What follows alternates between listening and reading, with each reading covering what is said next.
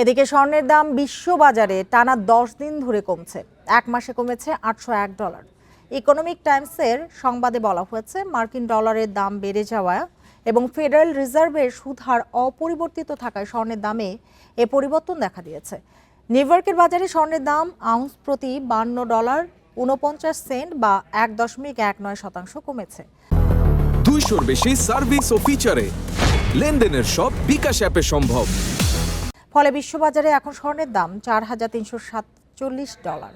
গত 30 দিনে স্বর্ণের দাম কমেছে $801.47 বা 15.40%। ইরান ইসরায়েল সংঘাতের উত্তেজনা বাড়ায় গত 28 ফেব্রুয়ারি থেকে স্পট মার্কেটে স্বর্ণের দাম প্রায় 15% কমেছে। জানুয়ারিতে স্বর্ণের দাম যে রেকর্ড উচ্চতায় পৌঁছেছিল, সেখান থেকে এখন তা প্রায় 22% কম।